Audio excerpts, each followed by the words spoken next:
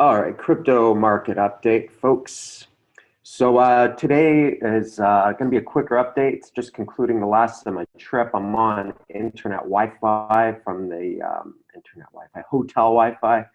So hopefully the connection is good. Next week we'll do an extra long update back to normal.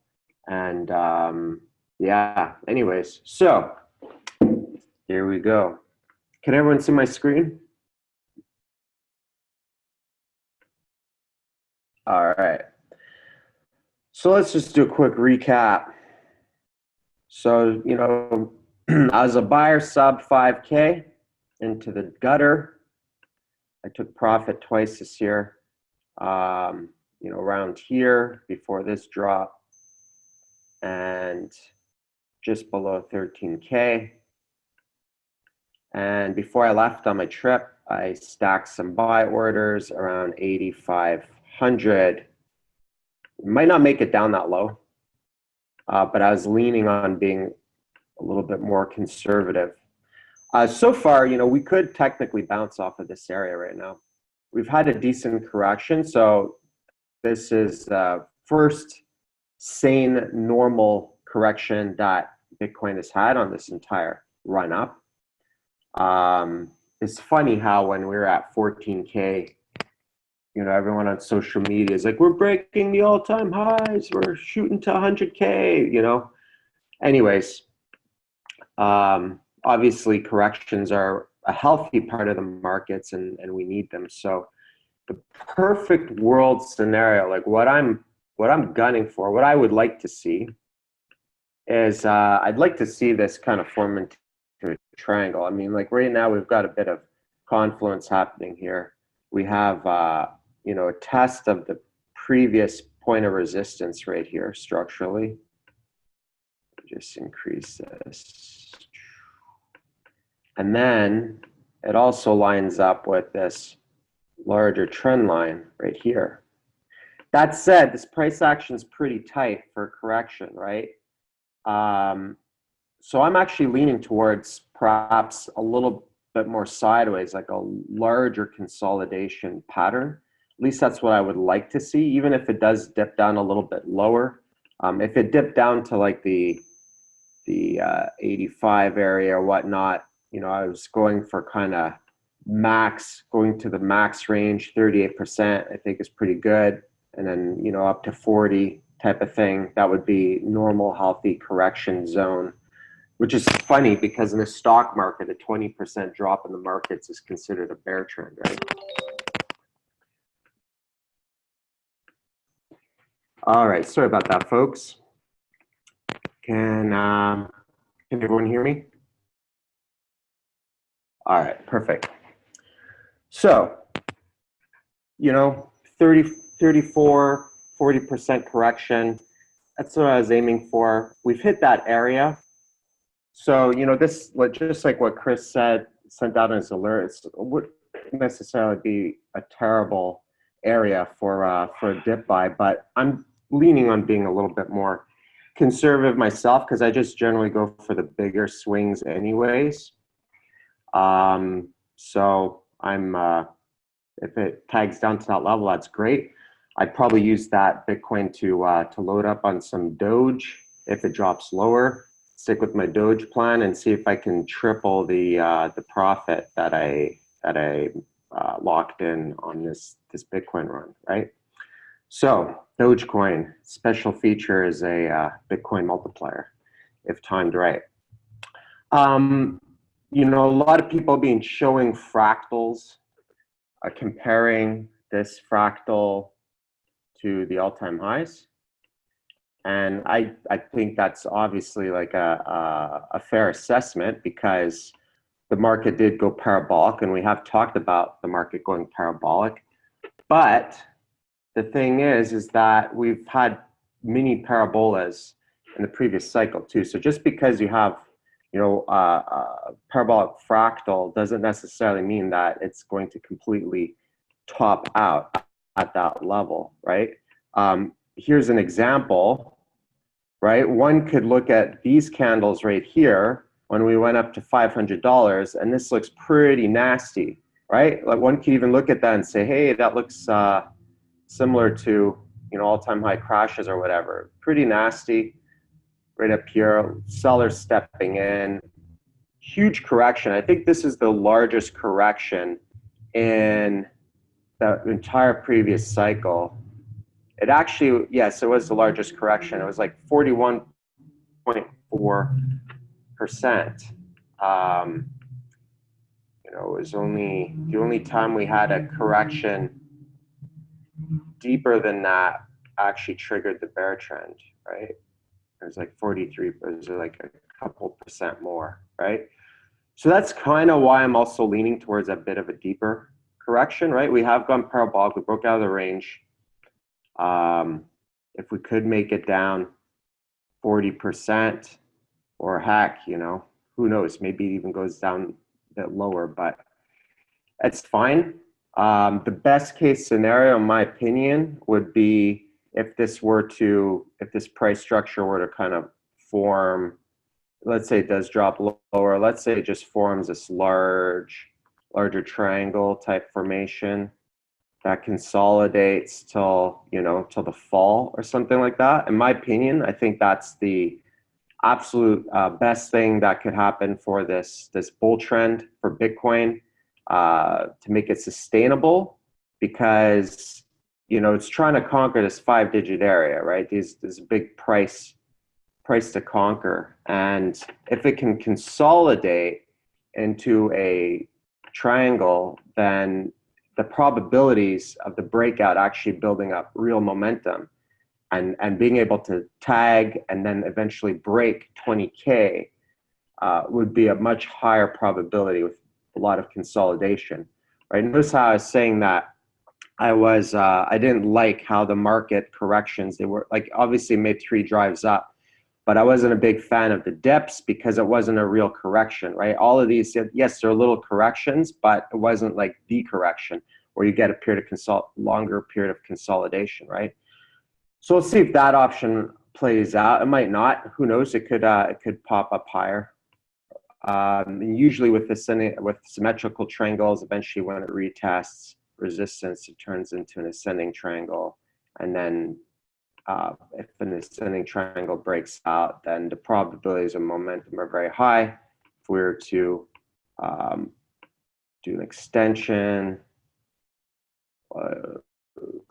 off of current levels, 100% extension is the 20K zone, right? Let's say it were to make it down a little lower, give or take. So that's Bitcoin. I also think this would be good for altcoins if it can consolidate and get boring. Altcoins tend to thrive when Bitcoin is boring, right? Also, market sentiment, a lot of hate on alts. Bitcoin maximalists are partying. They're in euphoria right now that alts have been bleeding against Bitcoin. People who are, shilling altcoins and getting paid to shill altcoins, new altcoins every week in ICOs on their YouTube channels. Some of those people capitulated from alts and are turning into maximalists, and so on and so forth, right? And the thing with alts is that, they pop when they're ready, right? They pop when they're ready. And to say that there's never going to be another alt season again, I think is kind of stupid, personally myself. And that you just got to realize that the goal is to take profit when you have like a crazy alt season, right? To lock in those hard gains and stuff. But the thing is like psychologically, as new money comes in, Bitcoin's already getting too expensive for the average person to just like randomly decide to buy Bitcoin, right? Someone's got to fork over 10 G's just to buy one Bitcoin. What's going to happen if it breaks the all-time highs, 20K, so on and so forth? Are people going to feel satisfied buying 0.001 Bitcoin or whatever? Or are they going to, scroll through CoinMarketCap and then, look for things that are cheaper, where they can get nice whole units? Psychologically, I think that would make people feel better, generally speaking. So I think psychologically people are going to continue trading alts and trying to increase their Bitcoin and make profit through altcoins. But we know that alts are seasonal, right? That's what we know. And that most of the time, alts are just basically kind of bleeding out, except for the odd pump. Most of the time, that's the state. But people forget they're bleeding out after ridiculous pumps, right? After making like unsustainable, ridiculous gains. So it's quite the hangover. And then out of nowhere, usually you get these massive spikes where an altcoin can recapture, can like bleed out, and then in one spike in a couple of weeks can literally recapture a year's worth of losses in a few weeks, right? So we've seen that multiple times, and obviously those aren't necessarily sustainable. But as far as the sustainability is concerned, we still have, like every time you have a major alt season, like even though altcoins have bled out considerably, alts are at another level up. They're at a different price level. They have different support levels now. They're higher than they were in the last cycle, right? XRP was like half a penny. Now it's 31 cents. Ethereum was a few bucks. And the last bear trend, the bottom was like $7. And it bottomed out at 80 or whatever. So we're still dealing on a 10x scale, right? We're still dealing on a 10x scale, right? And if the cycle continues, Bitcoin breaking the all-time highs, that attracts a lot of media attention, so on and so forth. And a lot of them will likely level up to another level. But we've also been seeing a trend of a lot of altcoins dying through delistings and through Cryptopia, basically getting hacked and going bankrupt. But the ones that are dying are the low caps, right? It's a lot of the low cap coins. There's a very viable strategy in the past to load up on a bunch of low caps, and like 9 out of 10 of them would die, or 8 out of 10 of them would just die. And if you could get 10%, just 1 out of 10 to pull off plus 10x, then you're in profit, right?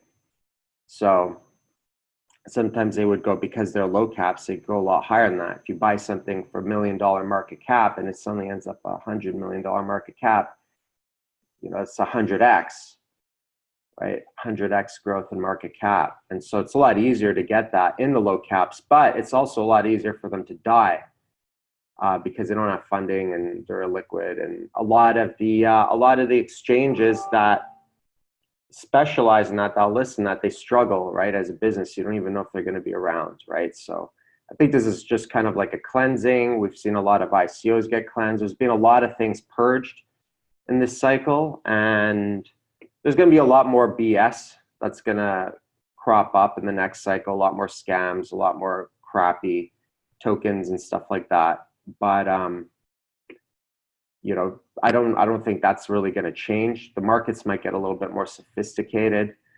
I think there's a huge underserved market in STOs, security tokens, because there's a whole bunch of untapped liquidity in the startup space, right? For example, let's say one of your friends starts a company and you invest in it and you become a shareholder. Well, you're a shareholder on paper, right? You have a little piece of paper that says you're a shareholder. That's not liquid. You can't trade that with anyone, right?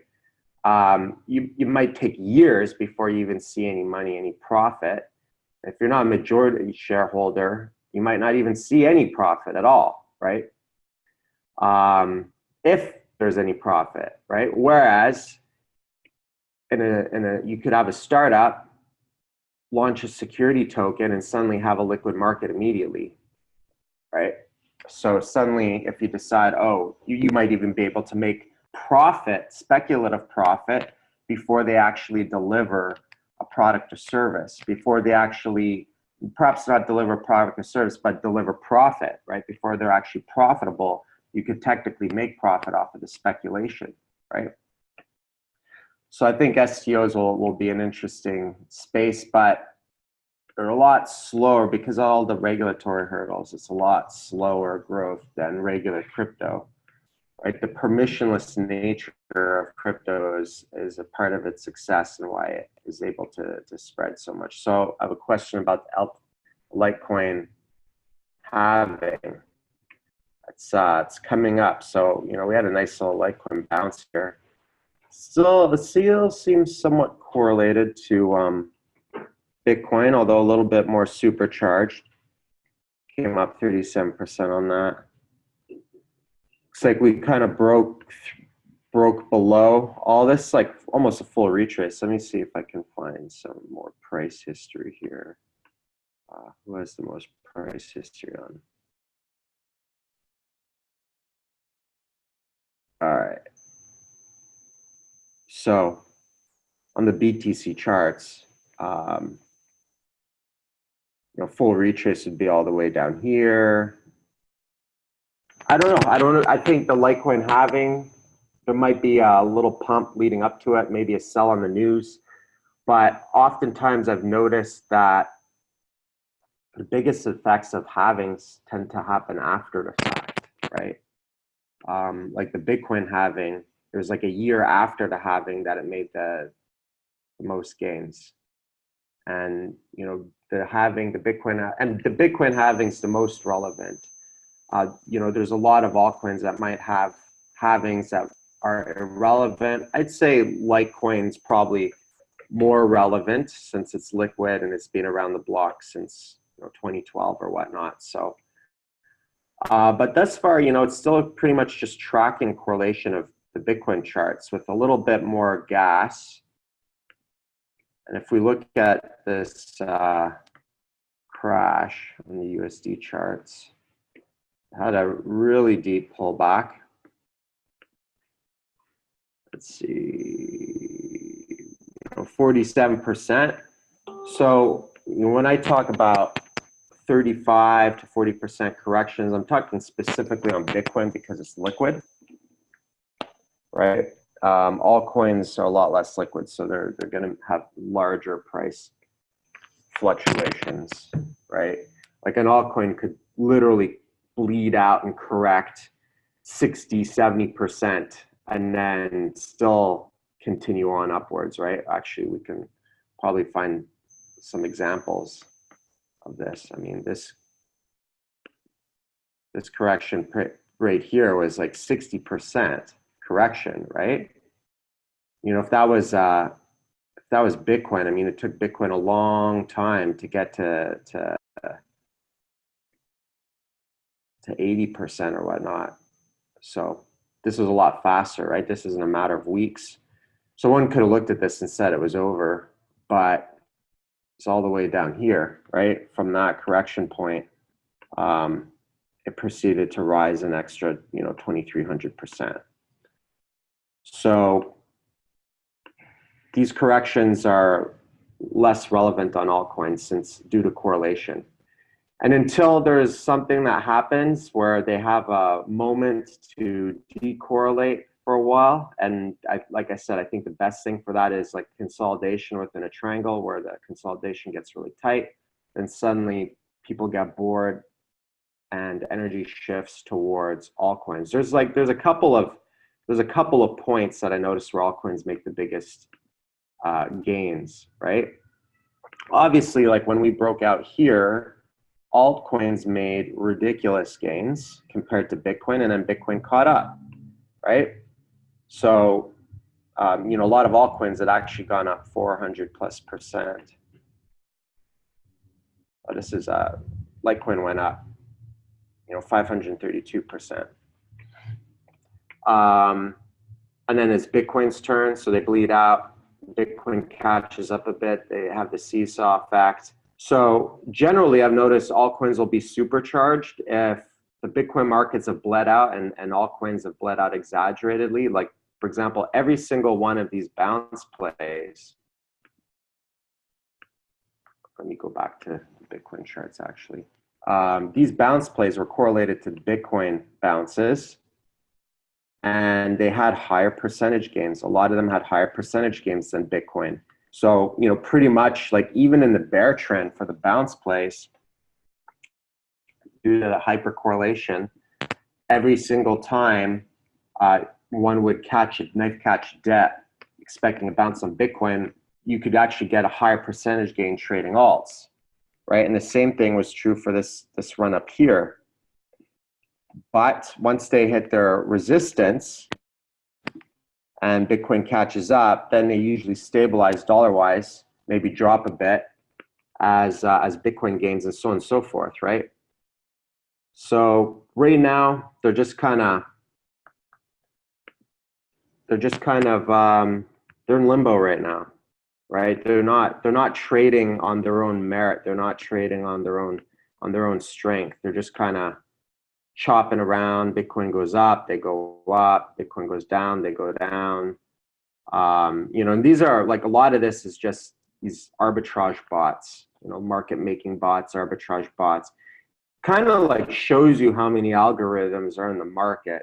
The extremely tight correlation and how a lot of these markets aren't even trading on their own without Bitcoin's blessing shows just how many, you know, the dominance of algorithms, right? Like I wouldn't be surprised if 80+% of all trading activity in crypto was algorithms. That wouldn't surprise me at all.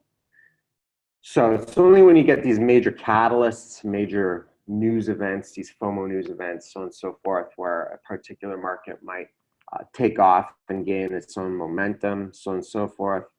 But it's really about just trying to pick the projects that are steadily building, being patient, that are actually building useful stuff that, you know, can be applied, new things that can be applied to the industry. And then if it's a good project, if they're good projects that survive, then when it is time, when it is alt season, then those projects will flourish. In fact, I think any project that survives will flourish, even shitty projects that, you know, although one Ripple underperformed, speaking of, Ripple underperformed everything though this year. I think this is probably the worst market to be in this year. Aside from like some low caps that got delisted. 81. Trading alts with BTC or UC. I trade alts with USD because it's easier for my accounting and taxes and stuff. But a winning altcoin has to gain on both the USD and the BTC charts in order for it to be a true winning play, in my opinion. The Zcash, Ycash airdrop, forecasting yesterday. So yeah, I heard about this. It's Ycash airdrop. I'm not sure how much of an event it's going to be. I don't think it got added to CoinMarketCap. I'm not sure how much an event this is going to be. Depending on the value of Ycash, like I'm not doing anything in relation to that, because for me to, you know, well, I basically have to wipe my hardware wallet if I'm going to put in my 24 words or whatever to reclaim my Ycash. I have to wipe my hardware wallet and reset it. And that's a good security measure. By the way, if anyone's going to get their Ycash airdrop, do not put your private keys into some random wallet unless the wallet is empty and you're not going to reuse it, right? I've heard that there was a scam site that was imitating the Ycash or whatnot, and even if it's legit, you don't really know if it could turn into a scam, or you have to basically trust someone with your private keys, right? Or put your private keys on the internet, right? That's not very secure. So if you're going to do the Ycash airdrop, then I highly recommend you empty everything off of your wallets, put in a new wallet, set up a new wallet system, And then you can put in your keys to get your airdrop and then wipe and reset the wallet. Don't reuse those keys. That's the proper way of doing it for risk management. That said, that that can be a process that can take some time to do. And so for me, it has to be worth it, right? If Ycash isn't listed anywhere and it's illiquid, it's not trading, or if it's a non-event, or if it starts trading but it's only worth a few bucks, like I'm not gonna bother, right? I'm not gonna bother collecting the airdrop. There's a lot of, just to give you an example, there's a lot of Bitcoin airdrops that I never collected. I couldn't be bothered with. I think Bcash was really the only one. Maybe, I can't remember, maybe Bitcoin Gold, maybe. But after that, it was all crap. Got worse and worse, right?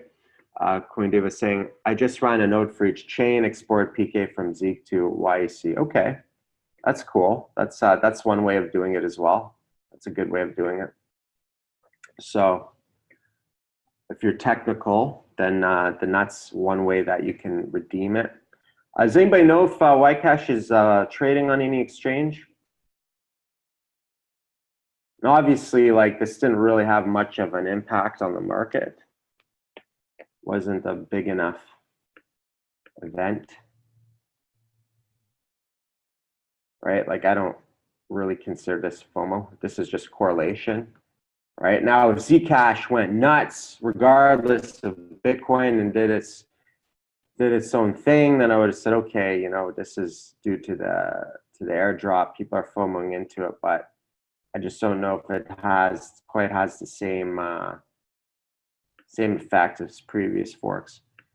This correction, 50% correction on this.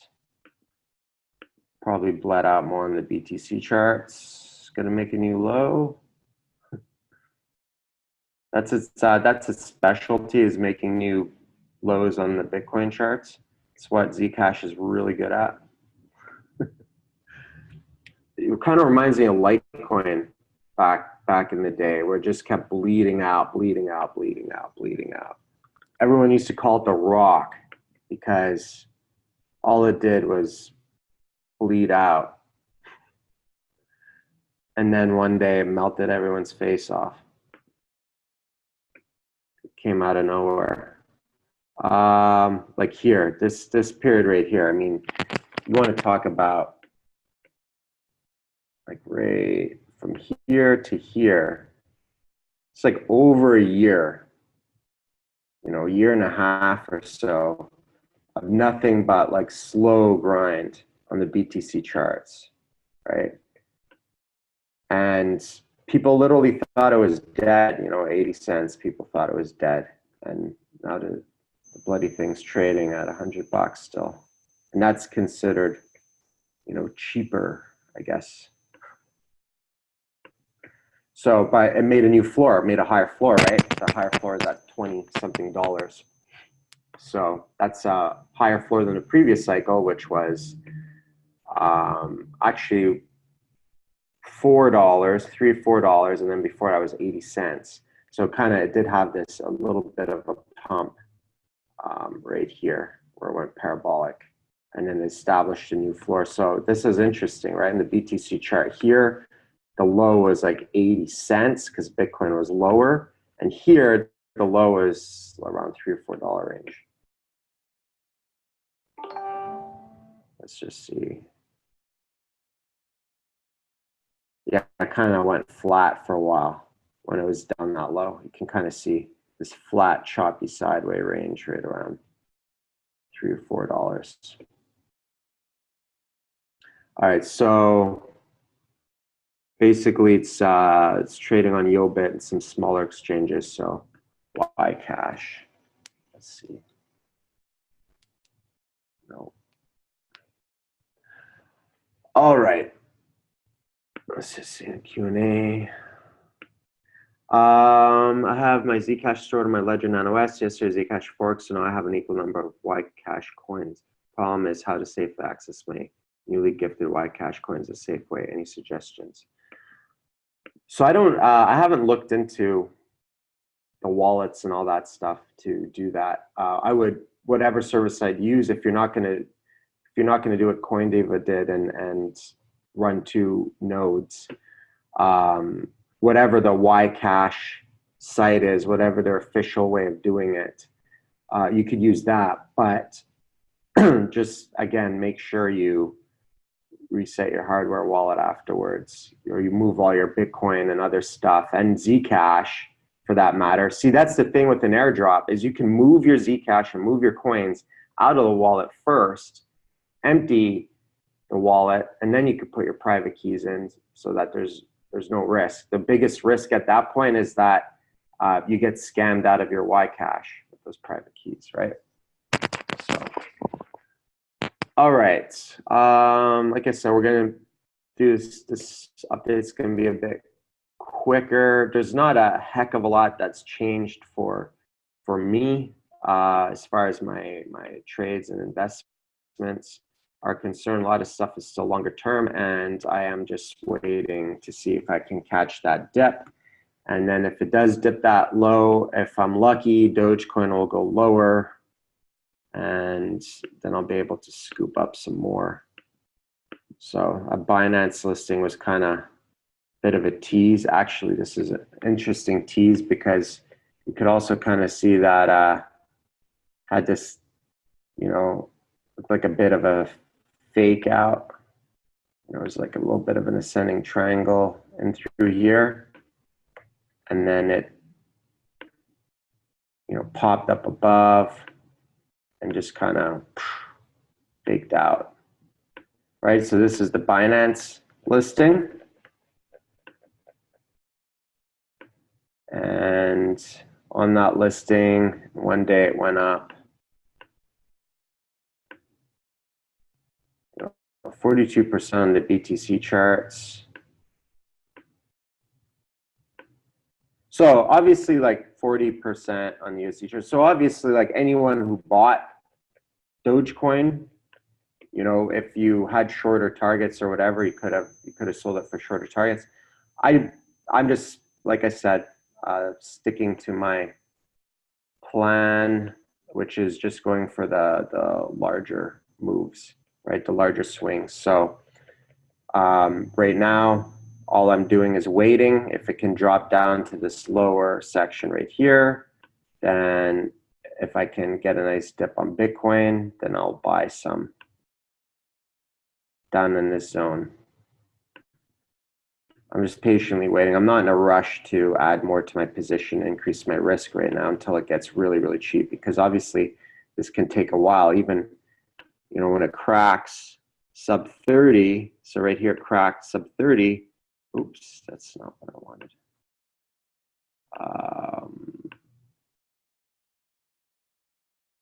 Sub 30 right here. This is, 114 days below sub 30 before it actually saw some pay dirt, right? So the key is you don't hold it. Dogecoin's not one of those things where you buy it and then hold it till it goes up 100x or something. It's kind of like a one-trick pony. I mean, yeah, when it made ridiculous gains from its lows, like anything, its dollar lows, right? But it's a one-trick pony. It's kind of like you buy it down low in the gutter and you sell it as soon as it comes up above 90 satoshis, 100 satoshis zone. Do you think Doge will pump harder when it does finally pump for real because the extra volume on buys? Actually, that's a good question. That's not a bad question. Yeah, I think it definitely has the possibility with that added liquidity and stuff from Binance. Let's just check out the volume.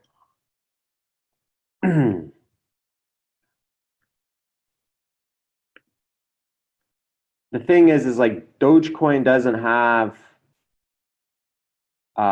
these market makers. Did anybody read that article where that guy is a market maker and you pay him $15,000 and he'll wash trade and give you a bunch of fake volume with his bots or whatever? Anybody read that? It's like yeah, it was like a article I was posted a couple days ago.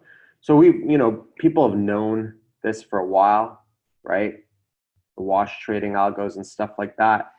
And there's you got to think in a lot of ways there's something really fishy when you've got coins pushing hundreds of millions, if not billions of dollars, and they're not moving. They're not going anywhere, right? They're just going sideways with hundreds of millions of dollars in volume going sideways, right? So it's just usually bots trading with each other just to, make nice numbers, big numbers. It's like a lot of show, right? Whereas projects that don't pay for that won't necessarily show the same impressive numbers right off the bat until a real bull trend, until real demand comes in, right? So a lot of projects will pay for these wash trading or whatever, and I'm pretty sure Binance has tons of that happening. I mean, CZ used to run OKCoin, and he was the CTO of OKCoin, and they were notorious for wash trading. I think OKCoin even started the whole trend of wash trading crypto. So that's why I think, instead of focusing so much on the exact numbers as reported on CoinMarketCap, one important metric I find is if you actually look at, let's say, an exchange where there's no wash trading and you see a massive volume spike of sorts, then that there's an increase of volume of coming in. So, all right. Other alts than Doge to have the same result or better results? Yeah, I think there's going to be alts that will definitely outperform. Wasn't Binance Clear as one of the few exchanges not wash trading based on analytical data and patterns? It's certainly possible. Certainly, I mean, I did see that.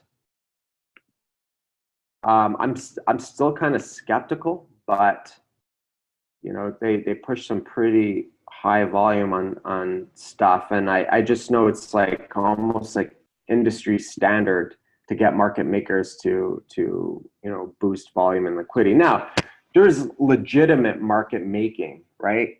Legitimate market making is you're just filling the order book. You're stacking buys and sells on both sides of the order book. That's legitimate market making. You're just you're a liquidity provider and trying to make money off of the spread and providing liquidity, and algorithms will do that. So could be that Binance has a lot of the more legitimate market making.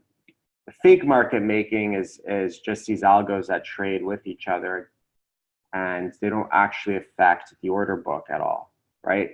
It's almost like they're isolated from each other, from the rest of the markets, right? And they just kind of trade with each other. We actually witnessed that when China put the ban hammer on all the wash trading that was happening, and suddenly, literally, only like 10% of the volume was real. We just saw all the volume just completely evaporate on three Chinese exchanges at the time: it's Hubei, OKCoin, and BTC China. So it's hard to say, but when you see like one definite way to kind of tell if there's some wash trading is like if you see these ridiculous numbers coming from random exchanges like Bitbox, right? Is Bitbox really pushing this much volume on this? The heck is Bitbox?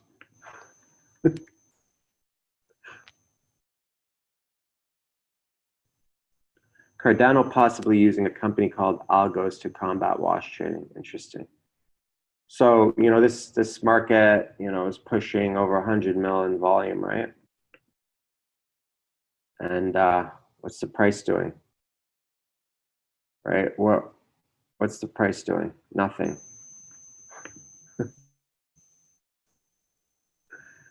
Not much. Actually, you know what? That's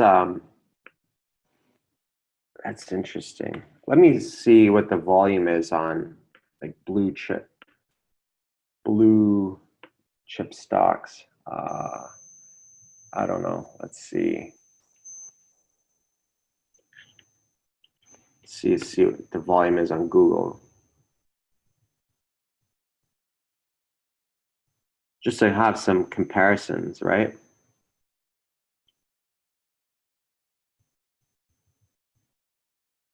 Average volume is only 1.29 million. Really? That seems a bit low. Average 10, so each day it only pops 1.29 million. Google, all right. Let me see, Amazon.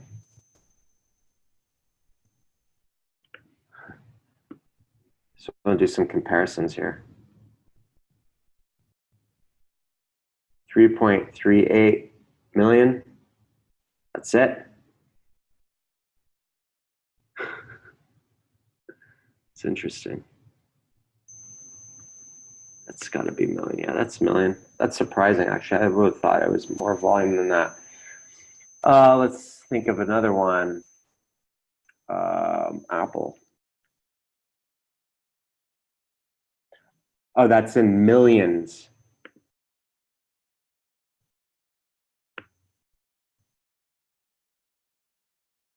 Yeah, it's just 3.328 million. I don't know. It's not much.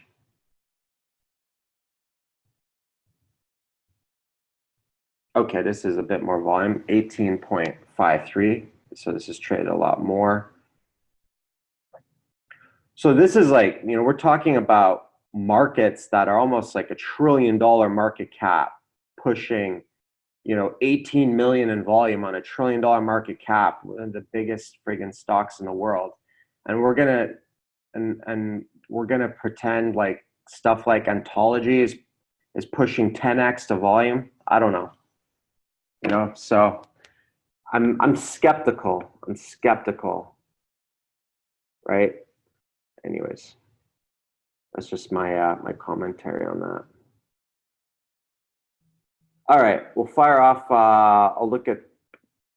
All right, Rocky Sia just secured 3.5 million investment. Seems to be a solid project, one of the oldest in the crypto space, and the price is still in the gutter. Yeah, actually, that could be another good low Satoshi coin. Sia coin is usually a good one when it is time. So let's take a look at this. Actually, that doesn't look too bad. It doesn't look too bad at all. Well, I mean, in some ways, it kind of looks like garbage, really. But as far as like buying low, it's below 29 Satoshis. Let's see who has the most price history on this. I think it's Poloniex. Yeah, it's coming down to like actually, no, it was lower than that over, wait a minute, some weird stuff happened here. Sorry, I'm on my travel computer, so bear with me. Okay, so I think the lowest in 2015 was 4 Satoshis. So it could be good. I would kind of wait for it to establish more of a floor or maybe like a breakout or whatever, but it doesn't seem as consistent cyclically as Doge. Like it doesn't have the same kind of consistent range that we've seen, but could be an interesting one. See what exchanges it's on. Sequin's been around for a while.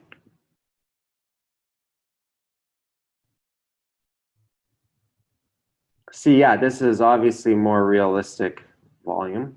So volume's like so-so. Let's trading on Binance, Bittrex, so on and so forth.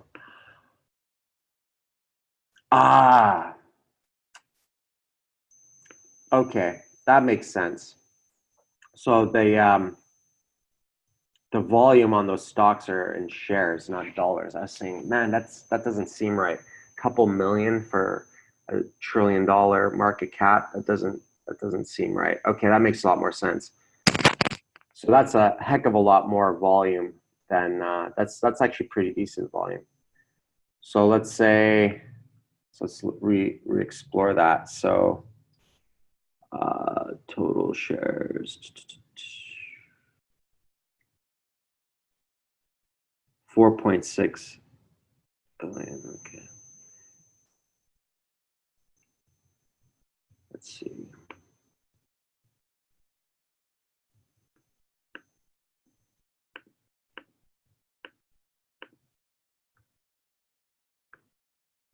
It's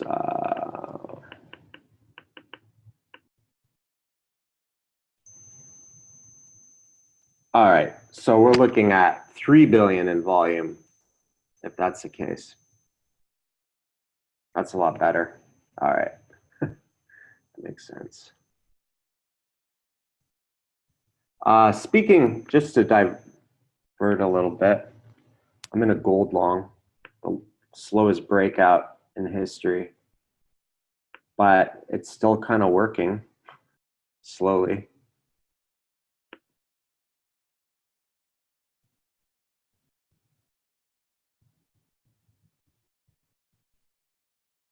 Just to digress a little bit from crypto. I think I've shown this already, but just a massive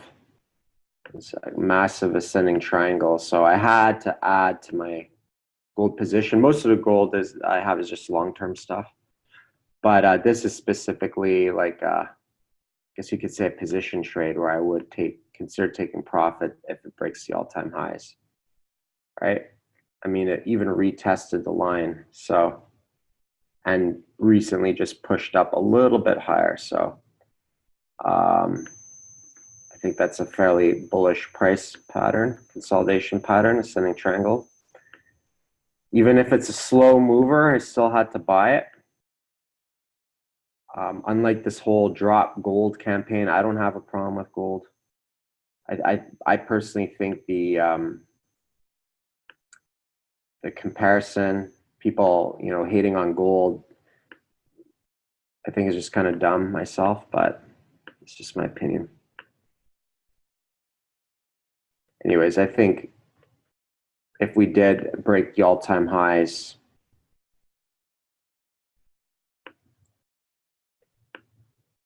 I think we could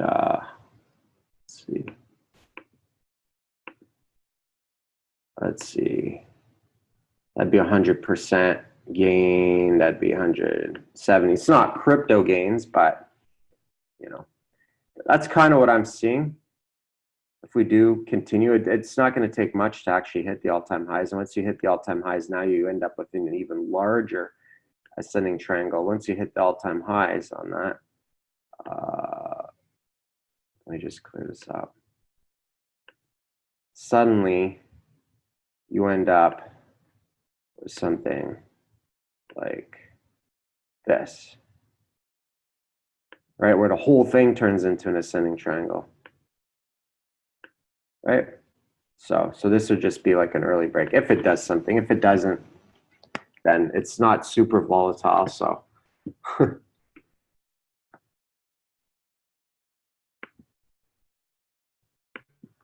right.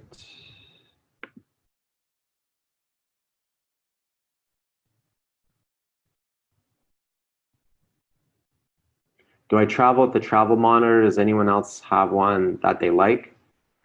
Nope. Just my travel computer, just a MacBook Air. Although it'd be easier to do this with the monitors. All right. So what are we at? Close to an hour. I'll look at three tickers. There's not anything that I feel is terribly exciting right now because of the correlation to Bitcoin. It pretty much just kind of kills any excitement in altcoins until they actually decouple a little bit. So KMD,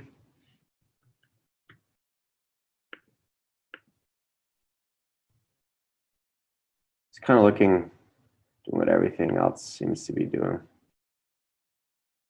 Full retrace all the way, sorry, my full retrace all the way down. Didn't quite hit a double bottom yet, but honestly, these could just continue bleeding out. So the safest play, in my opinion, and just trying to continuously knife catch is, wait for it to break descending trend lines on the BTC charts. You could even toss in the Hikinashi if you wanted to, for good measure, right?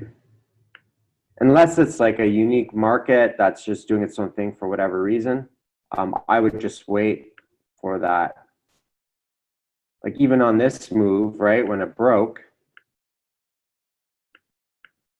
it went sideways, but it made gains. Let's see. All right. I mean, they weren't huge gains. Those are BTC charts. USD charts looks a little bit flat, sold off a bit, looks a little bit flat. So that's what I would do before shoveling in on more alts. Kind of wait for a little bit of confirmation of some momentum. Otherwise, it could just be some more slow bleed. Unless, obviously, whatever I have long term that I'm loaded up on for this cycle, I have. Oh, looks like Link actually did have a nice little move, didn't it? So this would be an example of an altcoin market that seemed to kind of get its own momentum, made some fairly big gains, but now I think it's caught in the correlation trap. You can see it as dead cat, right? Anything that did this is just basically a slave to Bitcoin's price movements right now, right? Until it breaks that pattern. I think this was one of the biggest gainers, but it went parabolic. So yeah, this is a 10x. It was one of the few coins that actually managed to pull off a 10x this year. So that's pretty good, but it went parabolic. So,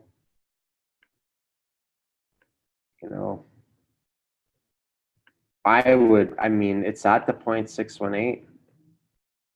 I would maybe even be more conservative if I were to knife catch this, and maybe it'd be too greedy, but the altcoins almost lean towards them retracing down to the 78 just because they tend to be a lot more volatile. Hence, we can see this already crashed 55%. Right? And obviously, that's why you don't chase stuff like this. Never chase altcoins that look like this. That's where you get into the most trouble, right? And if you're chasing a breakout, then set some stops, cut out. But you can kind of see it made three moves up, and then what I talked about, when markets go parabolic, their candle sizes get a lot larger. So just remember that when you do have an altcoin that takes off, you have the first move, and then you have a bull flag right there. And you have the second move. This one kind of had like a little small triangle type movement. And then the third drive up, candle size is getting larger. Even the candle size here is getting larger, right? If you look at the size of this candle, see how they just keep growing? That one candle was a good chunk of this move. But then suddenly you got another one like that. And then the last candle was even bigger right? The last candle. And it's always on that last candle that people get the most excited. Look how big that candle is. It's always the last one people get the most excited. They're like, oh, it's gonna, hit $1 trillion or whatever crap from spewing out. But when you see large candles like this, you might not know where the top is on a parabolic move. But when you see massive candles like this, and the market's going up straight vertical, it's not sustainable, and then you don't know where the top is, but then you start to see these wicks coming in, sellers stepping in. That it's likely going to continue downwards, right? That's likely going to crash more, right? So just remember that for any altcoin, if you're ever in an altcoin and you see that, it's usually a good idea to lock in some good profit. All right. And XLM. That's the last one. We'll send out the recording ASAP for anyone who missed it. XLM. So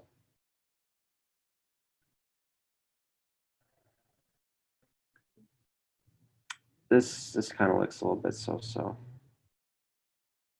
Slow bleed again. Descending trend line. Actually, it's a bit of a descending wedge. It is a descending wedge. Okay, so it's bled out a lot on the BTC charts, 83% on the descending wedge. So breakout point here on the BTC charts could be a trigger for an entry. And then you'd still be buying it low enough, right? So this is like a hybrid between trying to knife catch a dip versus a breakout. So it's kind of like a hybrid between the two.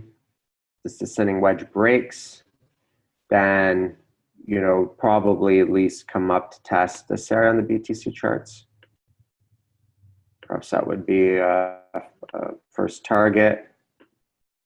And I bet you it's about 2 fib levels up. Yeah, almost 2 fib levels up.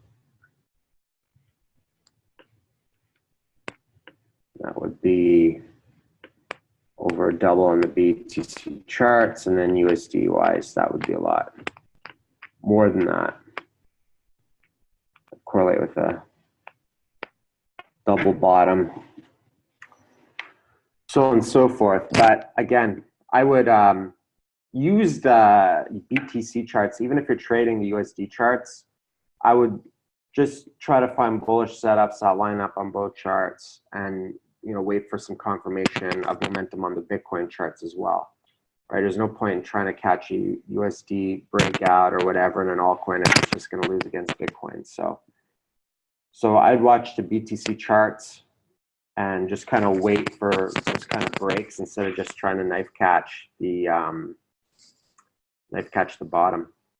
So, all right, folks, we're going to wrap it up there at an hour. Next week we'll go longer. We'll do a few hours next week, back to normal. I'll be back home. So I know it's been a little bit hectic with the traveling and stuff, weird internet connections and all that stuff, how it is. But yeah, hopefully something good happens in markets. I'm actually not terribly disappointed that nothing super crazy happened. I mean, the correction was fairly expected. We talked about that a lot even before it happened. So, all right, folks, take care. Have a great week, and we'll see you all next week. Cheers.